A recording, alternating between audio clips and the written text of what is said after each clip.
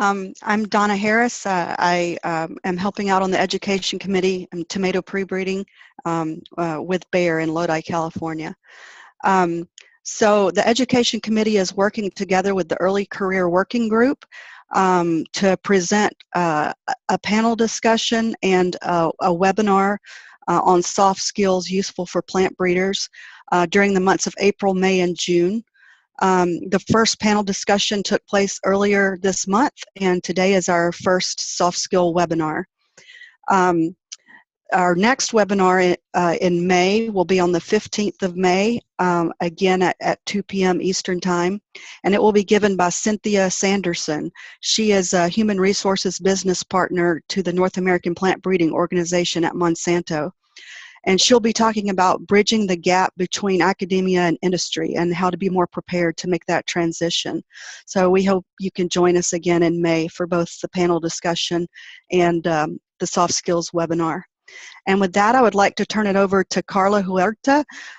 She is a PhD candidate in the Department of Viticulture and Enology at UC Davis, and she's going to introduce our speaker. Thanks, Carla. Thank you very much, Donna. I'm happy to introduce Dr. Sarah Potts today. She's a corn breeder with Corteva Agriscience, the Agriculture Division of DowDuPont, and runs a 108 RM Yellow Dent corn breeding program out in Macomb, Illinois, where she was recently relocated. For the previous 4 years, she worked as a corn breeder in Olivia, Minnesota, as her first position after finishing her PhD in genetics and plant breeding at University of Illinois. Sarah has been active in NAPB for 8 years, serving in various capacities within the organization, including the founding and chairing of the Grad Student Working Group, which right now I'm the chair of, and the Early Career Working Group. Currently, she is serving as the chair of the Education Committee. And the title of her talk is Leveraging Your Link to Land Luxurious Livelihoods. Please, Sarah, take it from here. I put that in there just to tie your tongue. All right, let me get my desktop shared here. All right. So beyond a catchy alliteration title, you know, this really came about as I've had numerous discussions with grad students and a lot of actually with my interns that I have with my breeding programs that, oh, well, LinkedIn's this really great tool to be using, but a lot of them don't have LinkedIn set up. And so I was like, you know, it'd be a really fun idea to go ahead and do a LinkedIn presentation and really help out people figure out what this tool is and how it's used. There we go. So as far as a brief outline for today, I just want to give a real quick background on the website, and then I want to delve right into a technical skills session, along with strategy and network building. Basically, once you know what you're doing, how do you best utilize your skills to really make for effective networking? And then lastly, question and answer. I'm trying to make this presentation pretty interactive. I've got a couple of poll questions scattered throughout, and I expect there will be a lot of questions either on technical skills or, hey, I've got this situation, what do I do? So I know Mark is monitoring for some questions, and so is Chris. So you know, I can also see a little chat flashes here and there. So if you guys have questions, if there are technical questions during the first part, I think if you want to bring those to our attention during the presentation, that'd be great. But you know, the more long drawn out questions, like maybe like write that down, and then I'll be able to address them really thoroughly when we get done. All right, so this brings us to our first LinkedIn poll question. So basically, to get a feel for my audience, do you use LinkedIn? Yes, you're active. You use it at least once a week. You keep your profile updated. Yes, but I kind of use it, maybe like get on it every couple of months. Or I have an account, but don't really use it, or not at all. I'm just kind of curious how this will pan out. Okay, well, so it looks like everybody on here has at least a little bit of experience, but there are definitely a couple people that, you know, just have an account. And I'd like to make it as easy as possible for everybody to come away from this like, okay, these are the steps I need to do to make this an effective tool for me. So I'll hope to address everybody at each level and to various skill degrees. All right, so for those of you that are at the very beginning level of, I have an account, but I don't really use it, LinkedIn is a social media tool to highlight your professional profile. It's pretty straightforward, but there are all kinds of different tips and tricks for how to use it and basically the strategy that you're going to use. I like to think of it as a great tool to advertise yourself. And that can be if you're actively searching for jobs, or just to keep yourself at the top of people's minds so that maybe you've got a colleague that's got a project. Maybe, hey, I just saw them on LinkedIn and I'm going to give them a call or something like that. So it doesn't just have to be for job searches. It could also be for people, I don't know, undergoing mergers, where, you know, you want to make sure that people in your new company know anything they can about you and have a comfortable feel for you. You know, a lot of different situations that I think that this is a really useful tool for. So, you know, that's kind of in the why. Visibility. It's all about self-visibility, and dare I sound like a marketer person, but your brand. So I think that it's really interesting that way. But also to learn about your trade. So I think that there are some really interesting articles and organizations I found out about through LinkedIn, where I don't think I probably would have known about them if I wasn't active on the website. And then also, it's, I think, a really great place to learn about if you are searching for a new job or career path. There are a lot of different venues here. I heard once that if you are getting something for free, you're the product. And in this venue, it really benefits you because you want to be the product, right? You want people to know about you. There are people and companies on LinkedIn that pay to put job advertisements out and things like that. So you're the product. They're hoping that you're going to be on LinkedIn and see what, you know, oh, they see my position, great, they'll come and apply for my job. So you're the product, but that's great. That's why you want to be here, so that you can be the product.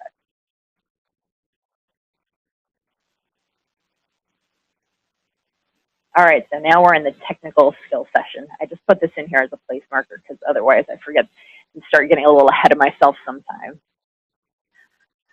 Filling out your profile. So this is for the people that just have an account and really haven't done a whole lot with it. There are like different levels of filled outness on LinkedIn. I think they have kind of catchy titles. So like, I'm a rock star. I don't know what the different levels are, but the more you fill out, I think they kind of give you like catchy titles to like encourage you to be a better product, so to speak. But basically what you're looking to do is put enough information there to show people what you're about.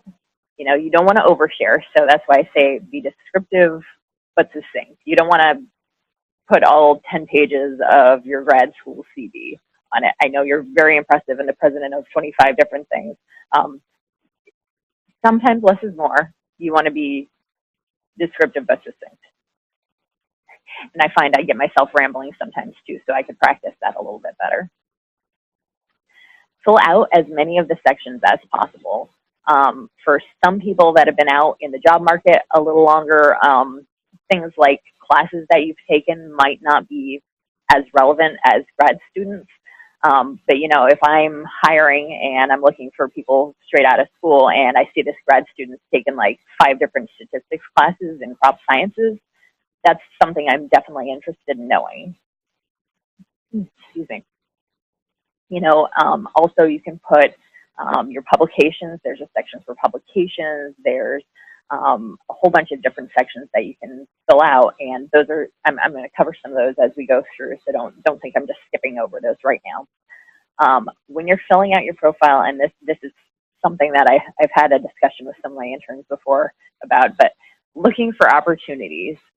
There are different places, you know, in your profile that you put things about yourself.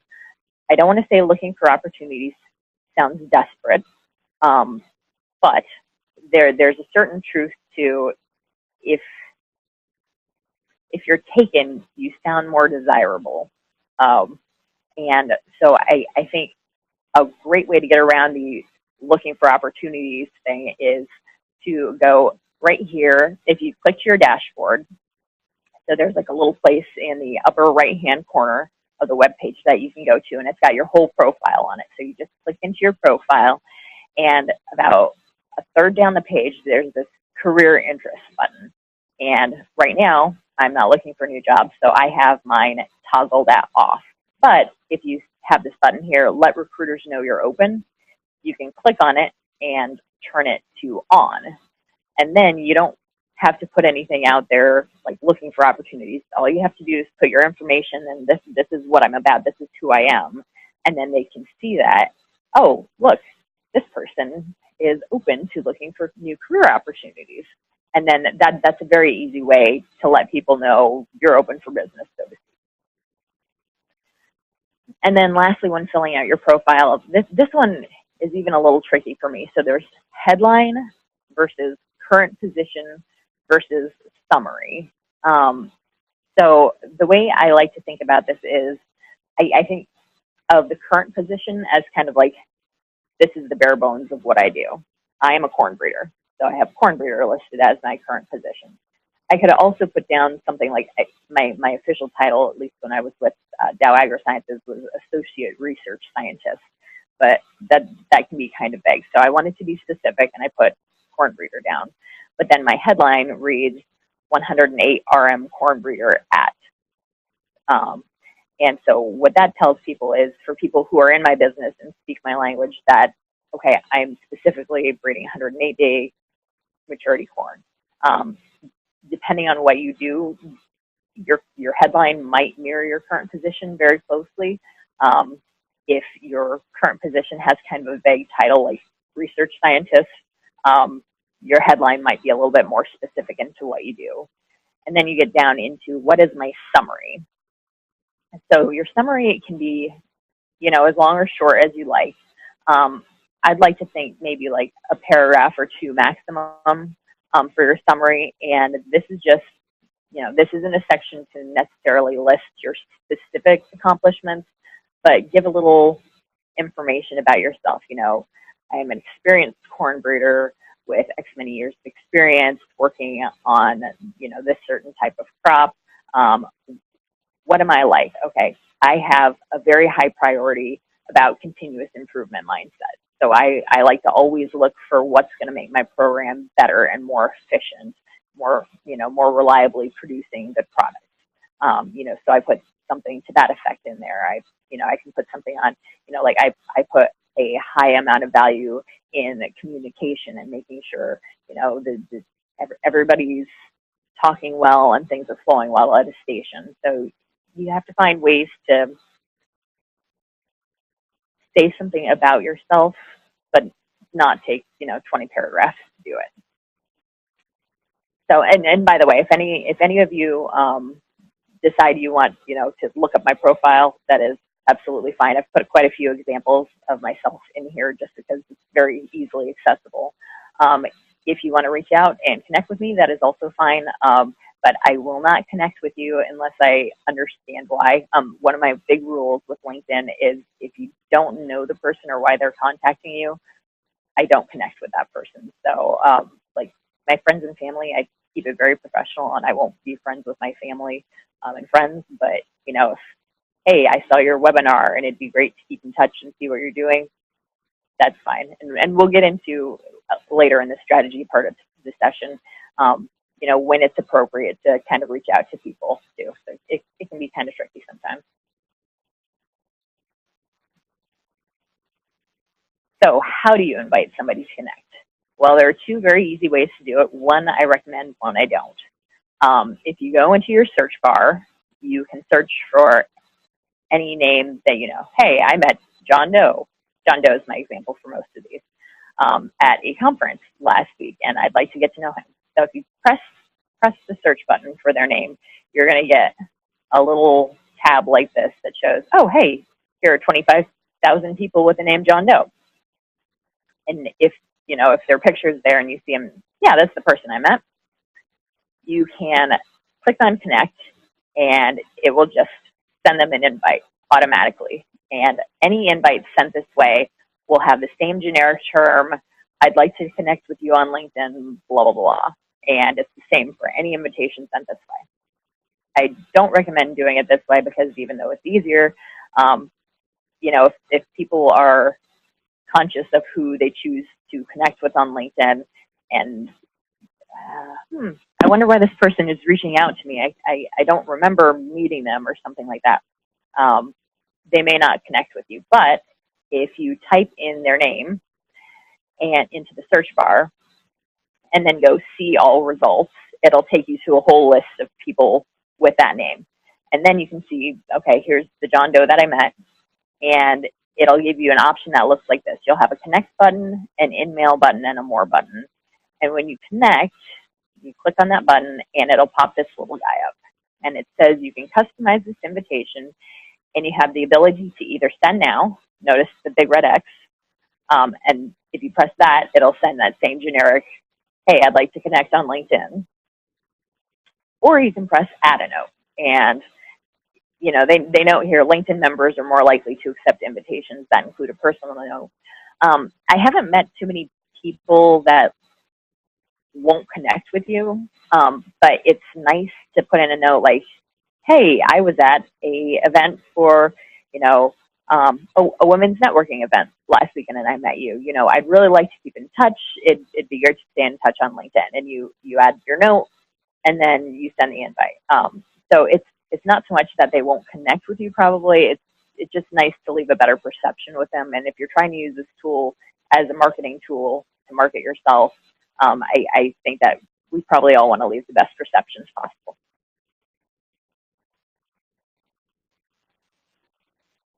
All right, so this is another little trick from our technical skills tools box. So I put in, and it's funny, I kind of realized that I actually hadn't followed my own company now since we merged when I was looking for things to follow today. So in this particular example, I searched for Corteva, and you have an option of, you know, it'll pull down this whole drop box of different things. Sometimes you'll get what you're searching for and sometimes not, and you can go ahead and like see all the options if you want to go through like, you know, any of the companies that show up in your search. You might get things like, I think I had a company called Corteva pop up as well. And then once you pop that down, it'll give you an option to follow. And what this does is any news or updates that that company or organization puts into their home feed on the home screen, you will see. So say, I'm a huge fan of Girl Scouts. I've been a lifelong Girl Scout and my daughter is. So I go and I follow the Girl Scouts page, and I've got a Girl Scouts example later. And any time that the Girl Scouts organization puts a piece of news out, I see it in my home feed. So, oh, great. Girl Scouts is helping girls to become financial success, you know, powerhouses. I get to see that, and it's really cool. So, I mean, you may not be interested in Girl Scouts, but you might be very interested in, say, CRISPR technologies. So if you type in CRISPR here, you might get a company or a LinkedIn group that pops up. Or what you can do is once you press CRISPR, and here's that see our results button down here.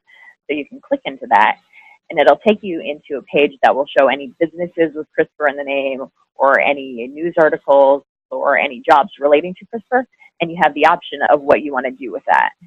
So you can search for people. Hopefully nobody's named their poor child CRISPR. That's going to get really confusing for them if they're in biotech. You can look at jobs with CRISPR related in the title, or in this particular instance, I might be looking for content. So you just press on content, and then in any articles that are referencing CRISPR, you know, recently will pop up, and it's a really great place to learn more about technologies and, you know, like I said, organizations and companies.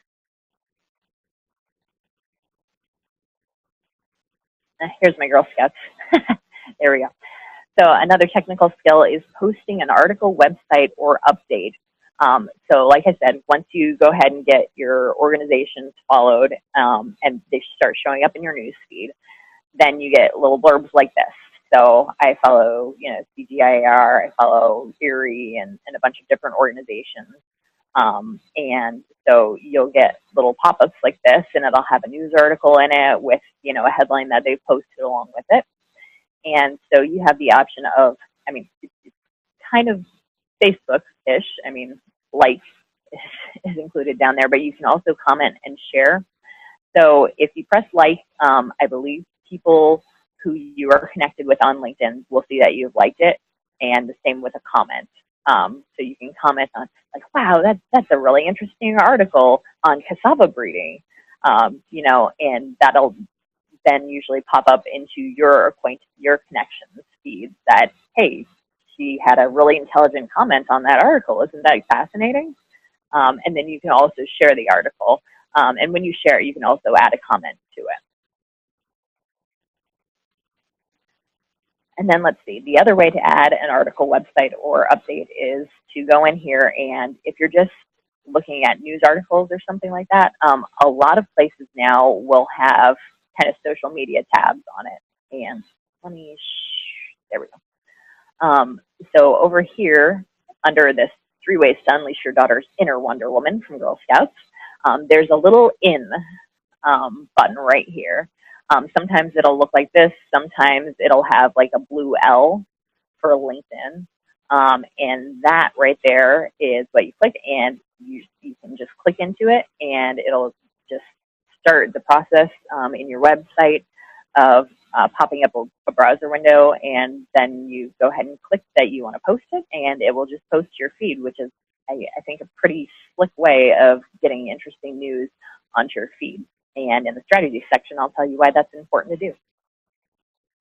Additionally, you can do an update, and there's just a status update portion at the top of your LinkedIn. So like, oh man, it's a great day to be out looking at corn in central Illinois or something like that.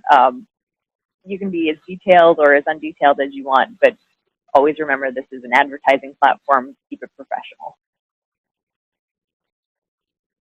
Before we go forward, does anybody have any technical questions or anything? I haven't seen any chatting flash buttons. Nope, no questions at this time. All right.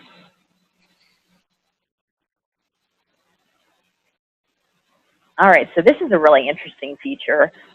There's the ability to endorse your colleagues. And I'm kind of a movie buff, so I put a little quote in here from Silence of the Lambs, quid pro quo, Clarice. And basically, I'm going to give you something, but then you're going to give me back something. So it's reciprocation. There's a section when you're searching through other people's profiles. So like, Chris, I LinkedIn stalked you today preparing for this presentation. And so there are a bunch of different skills and endorsements that people have. And so you can go into somebody else, hopefully somebody you know fairly well, and you can go to their skills and endorsements section. And I know that Chris is pretty skilled at plant breeding. So I can just go click on his name and the plant breeding plus, and it will add to his endorsements for that, so that when a professional employer comes along and is checking out Chris's profile, I see, wow, a lot of people say Chris is qualified to be a plant breeder. Excellent. That's great advice. So I think that this kind of leads, I have been curious about that, which leads me to our next slide, which is another poll question. So I'm curious to know how many of you are attending. If somebody endorsed you for a skill on LinkedIn, would you reciprocate? Maybe. Okay, maybe seems to be the strong winner there. But I'm glad to see some people said yes, and I'm glad there are no meanie no people. You know, I've heard various answers on how useful this actually is. I think it's a really interesting feature. I don't know how useful it is, but I do think that there's certain instances where it's certainly useful. So, you know, anytime somebody endorses me, I will usually endorse them back, but I don't want to use any language on this. A polite way to say I will not endorse somebody if I think it's a bunch of horse puppies. In other words, I'm only going to endorse you for a skill if I think you're actually qualified for it, and I know from personal experience. Like, I mean, we you know, at least people who have a lot of their profile filled out usually have quite a few endorsement levels, you know, but somebody that I work closely with, I might only know, you know, 2 or 3 of those, their ability to do that. I might not know their ability to run a PCR if I haven't worked with them on PCRs or something like that. So, you know, if I say, okay, yes, I definitely know you're good at plant breeding, and oh, hey, I worked on statistical design with you too, so yes, but I'm not going to endorse you for all 20 of your things if I don't know about all 20 of the things.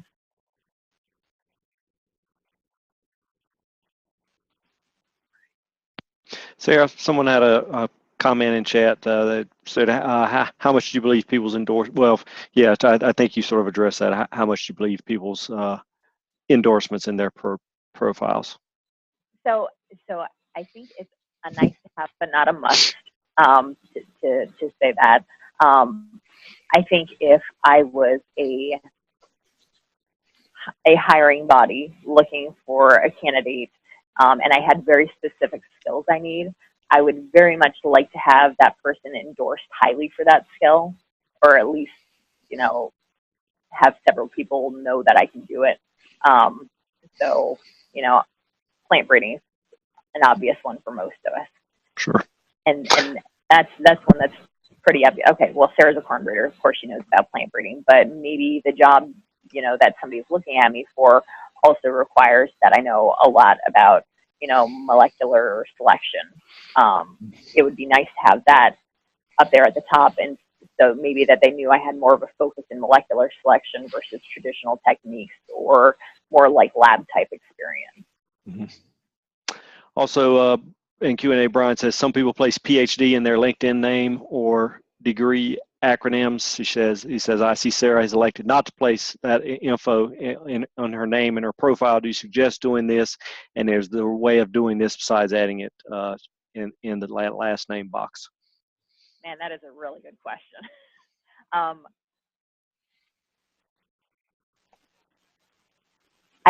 I think it's probably my specific experiences with that title that make me kind of avoid putting it on things. I find personally, when people, certainly like lay people, hear that I have a PhD in something, the way they talk to me is very different, and not in a way that I like. You know, oh, you're a doctor. Oh my gosh. And okay, don't tiptoe around me. If the second you start calling me doctor, I'm going to start using lingo from the business. I'm going to get my super science nerd geek hat on, and I'm going to start spewing out a bunch of stuff that you probably don't understand. But if you're just talking to Sarah, the friendly neighborhood scientist, you're going to get something that's a lot more down to earthy. So that's just my personal experience with acquaintances of mine. I also see where putting PhD at the end, you know, somewhere in your profile would get you.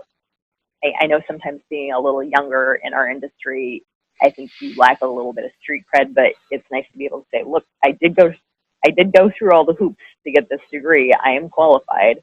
I don't know if you necessarily need to put it in your title, because if you fill out your full LinkedIn profile, it's pretty obvious you have done a PhD program. Yeah, I was going to say in the education section, when you list that and you list the degrees you hold, then that would be the sort of formal place to list it. Yeah.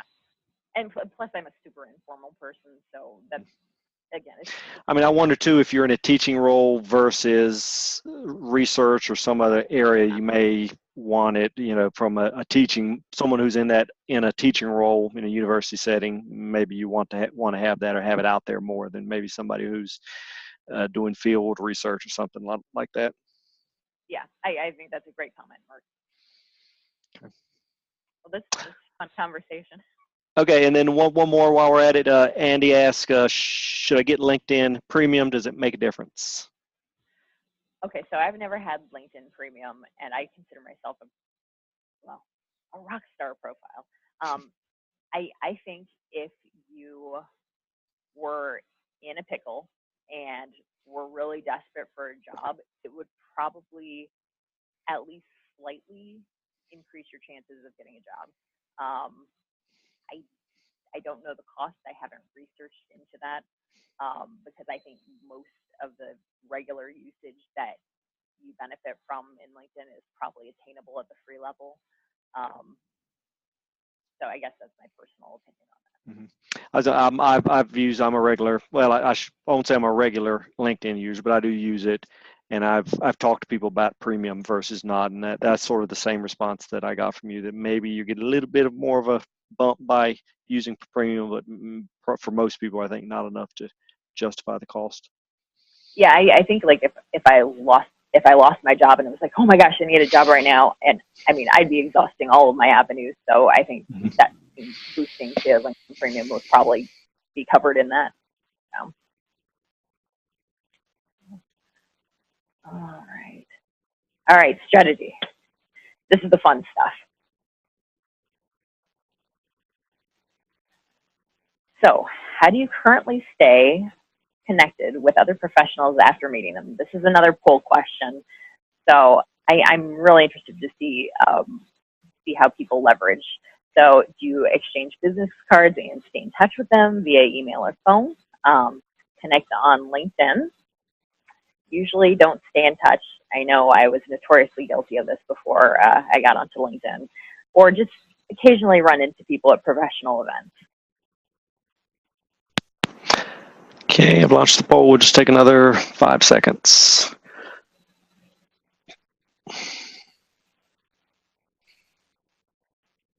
It's still coming. Okay. All right. Well, that is really interesting. You know, I think before I had LinkedIn, I usually don't stay in touch what was where I landed to, because I honestly hate talking on the phone. So cold calling something, hey, you remember me from the conference? Just felt like really awkward to me, and that's not really my bag. But I usually didn't stay in touch because I didn't really have a good tool in which to do so. I keep my like Facebook personal life and my LinkedIn professional life very separate. So I didn't want to go on Facebook and just like randomly search for all these people that I met at conferences. Yeah. So I just kind of lost touch with people, which is, I think, maybe one of the best benefits of LinkedIn is after you go to a conference, you can get in touch with people on LinkedIn, and, you know, especially if they're active, you see something from them every now and then. So, hey, I met you at this conference and we connected, and now like every month when they post something, it's, oh man, that's really insightful. And you can learn a lot about people that you didn't know before. And I think that's really valuable in making connections as well. Oh, I've already gone halfway into my new slide. So making new content. I think there's a question, if anybody's taking this for continuing education units, one of the questions I think was like, when do I contact somebody about connecting on LinkedIn? And one was like, only after you've like known them for like a year. And some of like the throwaway answers were pretty funny on this one. But after conferences and meetings, I think is one of the best times to add new people. Generally, what I will do is at a conference, and this goes into leveraging your link. I will make a list of people at the end of every night of a conference that I have met and why they were important to meet or the context of how I met them. First of all, so that I can write them a little note when I connect with them on LinkedIn. And second of all, because my brain is always busy with all the ways, you know, I can interact with people, new projects we can work on. Oh, you're involved in that research center. That's really interesting. It's always nice to have a note on, okay, these are all the people I met and who they're connected with and that type of thing. And a lot of times conferences will have like an attendee list. So, you know, I'll just like check off that person, like, okay, met you at dinner the first night or something like that. But then, you know, what I do is after I've gotten back to my office and I'm having kind of like my decompress time that I do after conferences, is I go through that whole list of people, and if they have a LinkedIn account, I connect with them on LinkedIn, drop them a note on like, hey, it was great to meet you at the banquet. I thought, you know, we had a really interesting conversation on, you know, breeding for increased oil content in, you know, soybeans or something like that. And then, you know, then they connect with, oh yeah, I do remember that was a really interesting conversation. That's great. Not only do they connect with me, but then they have a good memory about how we met, and it kind of reinforces our relationship. You know, also connecting with a longtime acquaintance. For anybody that's kind of at the lower end of usage right now, it may seem like I have an office right next to you, and like I've been working next to you for 3 years, and it's going to be kind of awkward if we like just now connect, because I feel like I've known you for so long. It doesn't have to be this weird, awkward thing. You know, when you're sending out like, hey, I just started using my LinkedIn account more. Hey, I know we have an office right next to each other, but, you know, let's stay connected just in case, kind of thing. Because actually some of my coworkers post very interesting things from like their organizations and companies that they're following, that even if they have an office right next to me, I might not necessarily have known about. So I like to connect with pretty much everybody just to keep in touch and learn things that you wouldn't normally. Also, you can connect with people, you know, if you just see something interesting about them. You know, I follow the Bill and Melinda Gates Foundation, and then, you know, after a while I got to thinking, well, like, obviously I can't just like connect directly with Bill Gates, but you know, he's got a follow option. So if you type in Bill Gates, there's a little button that you can click and follow, and he has some really poignant advice, you know, that he'll post and things like that about, you know, new projects he's working on and things like that. So you can actually like follow people. There's a name for them. I can't remember. They're like trendsetters or something like that. You know, so like high profile people, Richard Branson, that type world thinker. You can follow them, but cold calls aren't completely off the table either. Now, I'm not saying I'm going to call Bill Gates. That's not what I mean when I say cold calls. But, you know, if you know, let's say I've read an interesting scientific paper recently, and, you know, I'm kind of running the same circles as this other person, but maybe our paths just haven't crossed. You know, I don't think it would be off the table to search for that person and write a note connecting to, again, write a note. Don't just like send a generic note like, hey, I want to connect with you onto LinkedIn to this poor random person that you're, you know, talking with. But, you know, hey, look, I know we're in the same community, and I just read this really interesting paper that you co-authored. I'd like to connect with you on LinkedIn just so I can be aware of your work that you're doing. You know, I don't think that's off the table. What I would say is if you do that, not do so at your own peril. What do I want to say?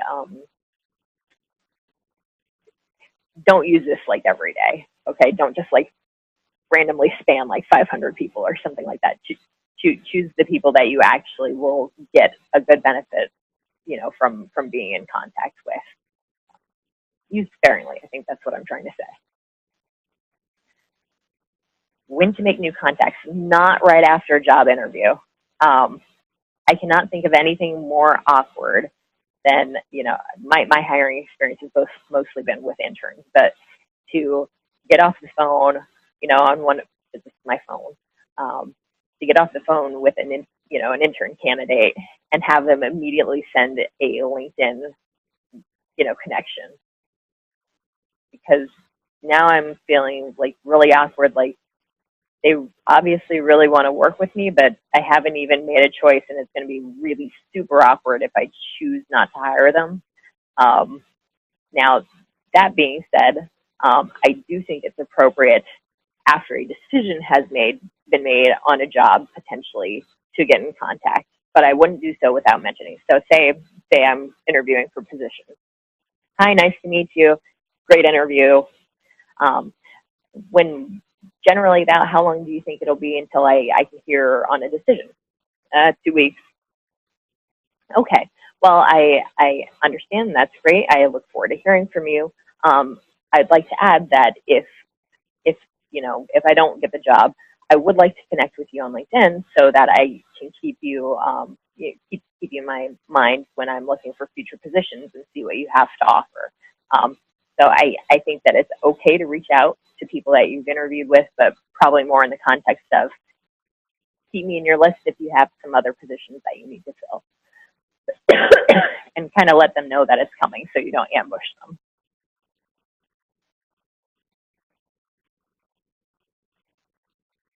All right, keep yourself visible.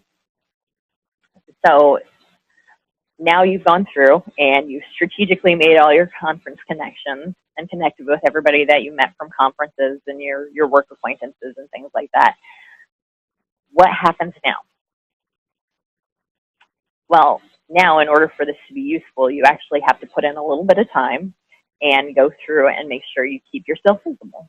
And by that I mean, if you aren't having any activity in LinkedIn, you don't pop up in anybody's posts. So that home screen that you have that's flooded with news from all these great companies and organizations and people that you followed, if you aren't in there doing things, people aren't seeing your name. If this is a branding and marketing tool, you actually have to produce media, about yourself to keep yourself visible. So it doesn't always have to be about you, but earlier when I showed you in the technical skills section how to post articles and things like that, what I'll do is if it's been a while since I've posted on LinkedIn, I've been swamped with work and I don't even want to think about corn breeding right now.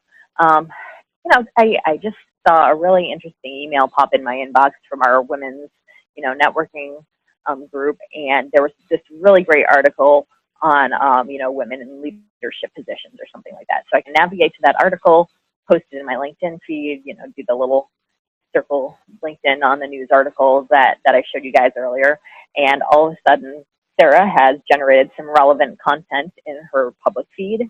And then, Bill down the street, who's looking, for somebody to work on a project with, Sarah pops into his homepage and, God, man, I haven't seen Sarah on here for a while. She'd be perfect for that project. And that's that continual exposure to your name for having, thoughtful or relevant posts or something that's even just really technologically relevant. That can be a really great way to keep yourself at the forefront of everybody's mind, which is really what this is kind of about. So, you can share interesting scientific or professionally relevant articles. So, I shared the example of, a leadership article. But, if you read something really interesting about CRISPR regulations going through Congress right now or something like that, that's certainly relevant. Or you've got, African orphan crops breeding or something like that, wow, this is really cool, the work they're doing here.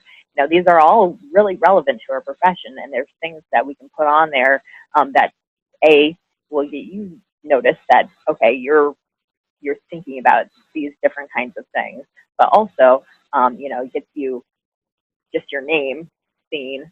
And then, additionally, you're exposing people to different projects and things like that. So I think it's increasing the knowledge base, that's generated in here. And by you posting, I'd like to think that kind of encourages other people to, post things on their LinkedIn, which is then in turn feeding your knowledge base, which I think is really cool. When you get the social media, it just kind of keeps generating knowledge and information that as scientists we crave.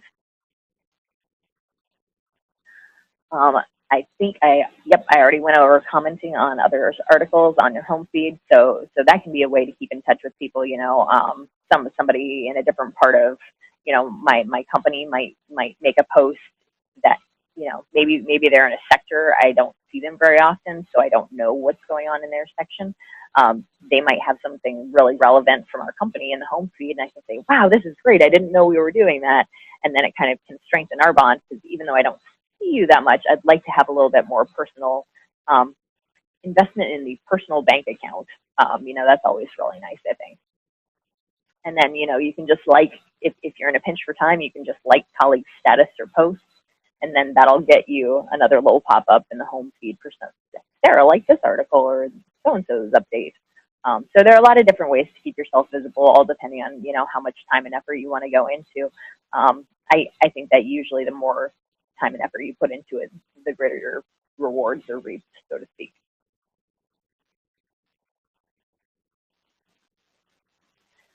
Let me see how we're doing on time. Woo, man, we're faster than I was thinking. Okay, I think I'm getting close to the end. Social media policies, this is just something I wanted to go over real quick. Typically require some type of disclosure.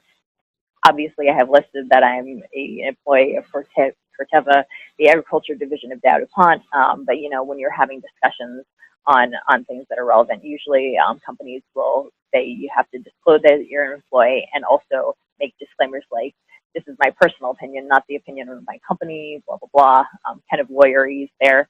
But also you want to make sure if you've got like trade secrets or something, that's probably not the type of stuff your company wants out there in the internet. Yes, I said internet. And, respect others and be professional. This is a professional media. I almost had a whole slide devoted to just the words be professional. This is not Facebook. This is a tool to advertise yourself professionally. So I encourage you highly to do so. But I will say, make sure you read your own company's social media policies, please. All right, job search. I think this is about one of my last ones. The job search, if you are searching for jobs, there are a couple ways to do it. Sometimes, I just saw this morning, I got an advertisement.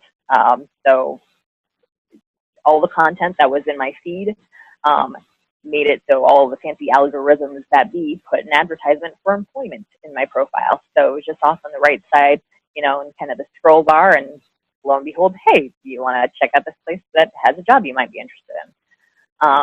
There also might be that button that I showed you earlier in the technical skills. Switch your button on to let people know that you're interested in work. And you can search specifically for jobs. So in your linked search bar up here, you can search, like the example earlier, you want to be doing something with CRISPR, put in CRISPR and see if you got any jobs with that in the job title. All kinds of stuff pop up. And also you can, if you're in the phase where kind of people are looking at hiring you, you can actually request a recommendation from people, and then that'll put a recommendation like on your page, like my old boss Mauricia, oh, Sarah's great to work with, she's just the best, blah, blah, blah. I'd hope that's what he would say about me, but you can have a request like right there on your profile page too. And then, okay, good, take our messages. Sorry, I felt like I got a little rushed here, running for time. But keep your profile up to date and keep it classy. Stay active at least every month or two. I honestly scan through his LinkedIn probably at least once every couple of days to post something, just because I think there's a bunch of really interesting stuff on here. But I'd say at least every 1 month or 2 months, put something on. Just keep yourself kind of at the top of people's minds. And then reinforce your real life personal connections. Like I said, at conferences, go home and make the connections, remind them where you met them in context in your little add a note, and then just go ahead and connect with people. It's a great tool for keeping in touch. And lastly, let me leave you with the note of, this is a tool to advertise you. Advertising costs money. In this case, it's just your time. So use your tool wisely.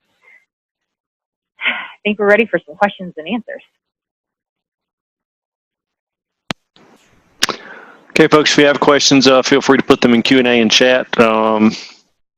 Josh says, is LinkedIn the place to post things that you are learning, like new functions of software, or is that better on a personal blog?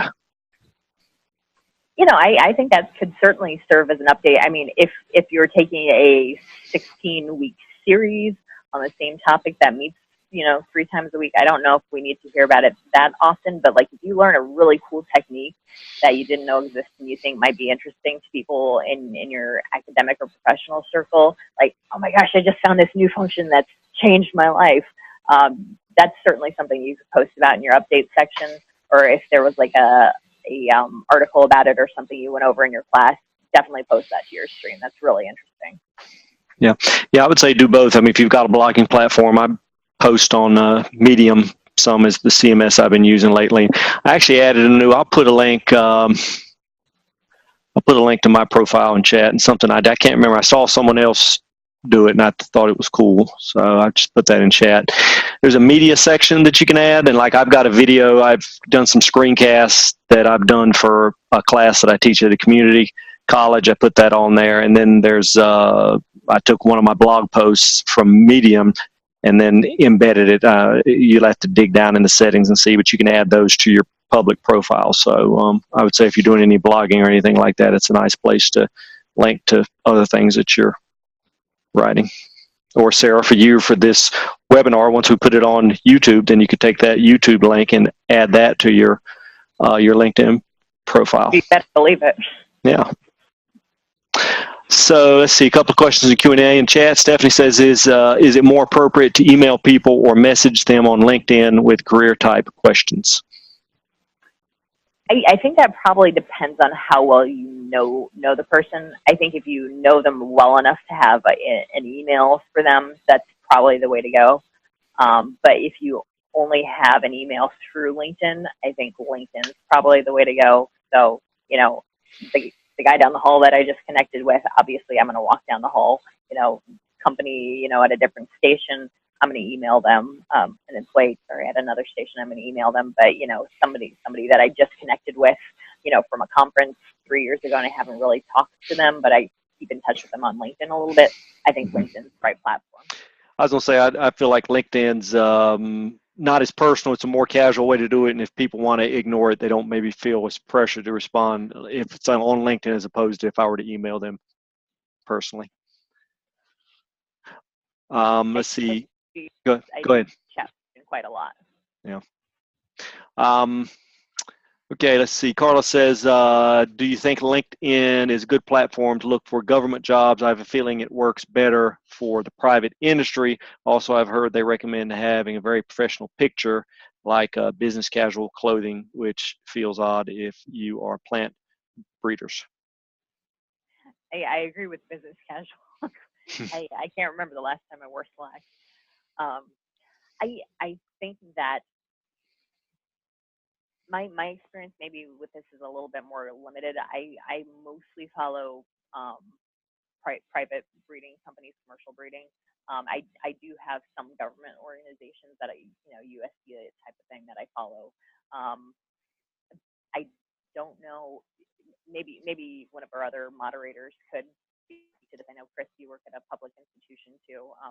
What do you guys think? Do you think government uses LinkedIn a whole lot? So I know that a lot of public organizations are on LinkedIn. How much they use it for hiring purposes perhaps is less than some industry. So I guess I would have to agree with the question that it does seem more industry focused, but academia is there as well. There are other, I guess, kind of networking sites for industry like ResearchGate, where you can kind of post your publications and ask questions and comment about other research things. But I think it's good to be involved in a variety of platforms, especially more and more as it becomes useful for public and private interactions to take place. And I would argue that that is a big benefit of this organization, the NAPB, because it creates a nice venue where you can interact with both public and private members of the breeding community. So, but overall, I would say it's probably leans towards industry. Yeah, I'll back that up and just say, Chris, I think you never know where people are looking. So I think whether it's government or private sector, people will search. You know, these days I think hiring managers or people on search committees are going to probably Google your name, especially if if it's narrowed down to a small list of folks. They're very well going to Google your name, and so they may find your LinkedIn profile. And if so, if you've got it, you certainly want current information and a sort of well-groomed profile there. Let's see. Anna says, what kind of questions should you start with when you are searching for jobs? Also, is LinkedIn a good platform for searching for teaching jobs? So I have seen a fair number of professorships advertised on LinkedIn. So when you go into that search bar and you can type specifically looking in for job content, I think you will find some resources there. Honestly, when I'm searching for jobs, LinkedIn is just one of the many tools in my toolbox. I'm going to the governmental websites, the different universities and job boards and things like that. The NAPB has a job board that I think is pretty relevant. So it's always just how you use the many tools in your toolbox, and what kind of questions should you start with when you're searching for jobs. Oh man, that is, I could devote a whole nother session to that. Anna, we can talk later. Okay, that's I think we've hit all the questions. Let's see. Eve says Sarah, you can share as much of this as you want. She says, how did you get your current job, and did LinkedIn help you? I can't confirm 100% that LinkedIn helped me, but I have a strong suspicion that it did. I actually met a couple of people from my organization at an NAPB conference years ago when it was hosted in Indianapolis, where Dow AgroScience is headquartered. And actually, I didn't hear from people for a while after I had an informational visit at headquarters, and I was kind of wondering, if I was ever going to hear from anybody again.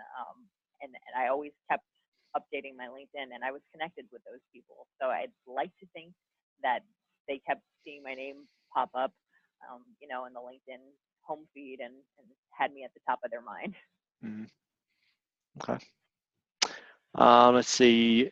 I'm going to butcher this name, but Lace or Laus says, if I see a job posting that could potentially be in the same research station of one of my connections, not really close to the person, but I have met the person, is it weird to ask about that job position if they know anything like that? I'm not sure that's Yeah, not sure. I don't think that's weird. I think that, when you're applying for a job, you want to know that you're at least a relevant candidate for it. And if you have inside connections, I mean, that's another tool in your toolbox, right? I don't think that's inappropriate. Now, if you've only met that person once and haven't really kept in touch, that might be a little weird. But, if it's somebody you talk to a couple times a year, I think a shout out about a job that they might know something about is worth a shot. Mm-hmm. Okay. I want to address, I think Carla mentioned about the professional picture versus, versus maybe more casual one. And I sort of suggest to people, and I put my LinkedIn profile, and then I'm going to put my Twitter profile here too. I use the same, and then for my email, we use Gmail, a D extension, and then for my personal Gmail account, I've got this same sort of picture there. And so when you talk about a brand, and I think, Sarah, you mentioned that at the beginning, we talk about a personal brand, you want consistency across platforms. So it is nice when you have sort of a consistent brand across, whether it's email, LinkedIn, Twitter, Facebook, and I've got the same picture on Facebook too. But Carla, to your question about a professional picture versus a more mine is obviously on the more casual side. That's just sort of who I am. And so I would say be yourself, like whatever you feel most comfortable with. A lot of people wouldn't, they're more comfortable in a more dressed down or a more professional type headshot. And so if that's what you're more comfortable with doing, then, and I think it depends on the industry you're into, usually marketing, or if you're in management type, you're probably going to have a more formal picture versus I do web development and computer coding type stuff. So mine's more on the casual side. That actually reminds me, when you post like an update of your profile picture, that does pop up in your home feed. So a lot of times, like you'll update just your picture, you'll get like 30 people like this. I'm like, oh yeah, I've got that updated them. But I typically, for my photos in LinkedIn, do something work relevant. Whether it's like, hey, look at this big bag of seed I'm packing. Not with the names of anything on it, because that would be trade secret-ish. But then oh look, it's me with a pipette. I'm doing pipetting today, or it's a glorious day in the cornfield, and then it's a picture of a cornfield behind me, type of thing. So I keep it relevant to what I'm doing. Eric says, what are your thoughts on connecting with people on LinkedIn that you don't know? What about when you want to seek some advice, opinions related to career development? So I think that, we went over cold calls earlier, and I think that if it's somebody that, you kind of run in the same circles with, and you see something that you might be interested in working with them on or connecting in, I think that can be appropriate. However, I think probably seeking advice and opinions related to career development from people that are cold calls, probably a no-go for me. Okay. Stick to people that you know. All right, folks, we're over our 1 hour time. Last chance. We'll take another 10 seconds and last chance for any questions. Chris or Sarah, any closing thoughts? Chris, you got anything? Great job with the webinar. We've put a few links for other webinars that have either taken place or will be upcoming soon into the chat. So check those out. And otherwise, we'll see you soon. All right. Thanks, folks. This was a lot of fun. Thanks, guys. Okay. Bye-bye. Bye.